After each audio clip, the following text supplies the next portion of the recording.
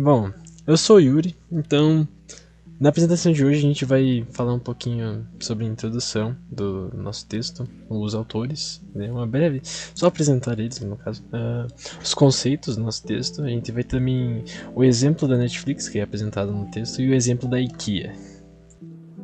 Bom, começando com o que o artigo quer falar, né, sobre o que é o tema geral do artigo e o que ele discute. Resumidamente, o artigo enfatiza que a importância de entender o trabalho que os clientes contratam um produto para fazer, em vez de apenas concentrar no produto em si, é a parte mais importante da sua venda.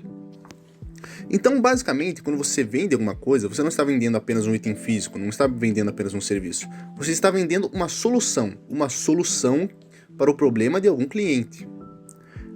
É daí que vem o nome do artigo, que é encontrar o trabalho certo para o seu produto, porque no final das contas você não está vendendo um produto, você está vendendo uma solução de um problema para algum cliente. Para dar uma exemplificada nisso tudo que eu falei até agora, eu vou usar o exemplo usado no artigo, que é um exemplo incrível, é um exemplo sensacional, é realmente um exemplo que vocês têm que escutar. É o seguinte, é o exemplo dos milkshakes.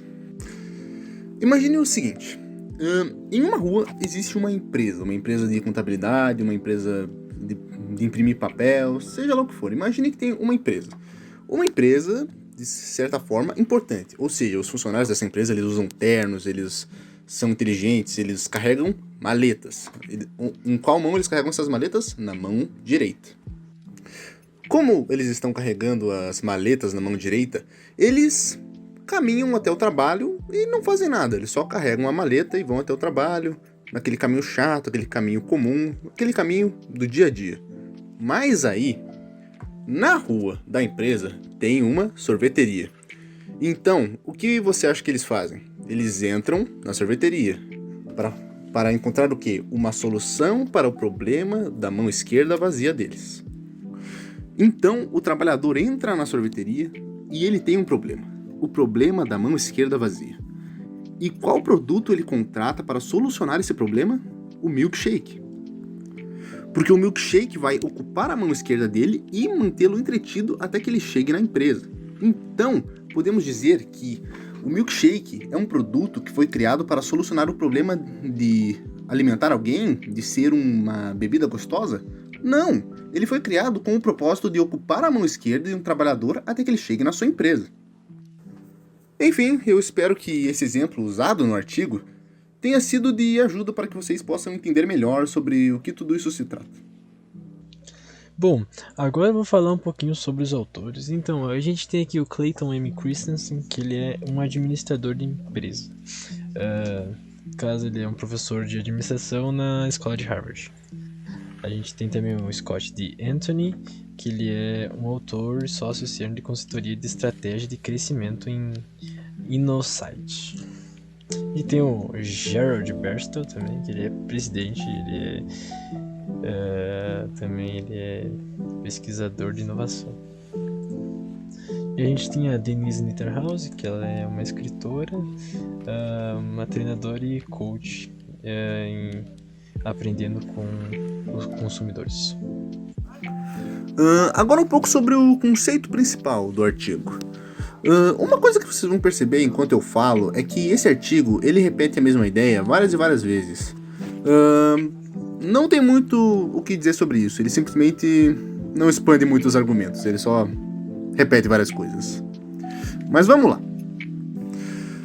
Como já foi dito várias vezes, é que o conceito principal do artigo é que as empresas devem se concentrar em entender o trabalho que um cliente contrata um produto para fazer. De acordo com os autores, quando os clientes compram um produto, eles o fazem para realizar um trabalho específico em suas vidas diárias, e compreender esse trabalho é fundamental para o sucesso de uma empresa. Os autores também argumentam que as empresas se concentram muito em desenvolver produtos com base em características técnicas ou de design, sem considerar se os produtos atendem às necessidades e desejos de seus clientes.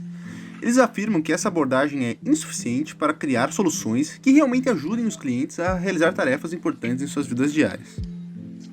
Então, repetindo mais uma vez o conceito básico do artigo, que é realmente o conceito inteiro do artigo, é que as empresas devem mudar a sua abordagem de desenvolvimento de produtos e se concentrar em entender o trabalho que o cliente contrata um produto para fazer, e não como o produto pode resolver vários trabalhos e várias soluções.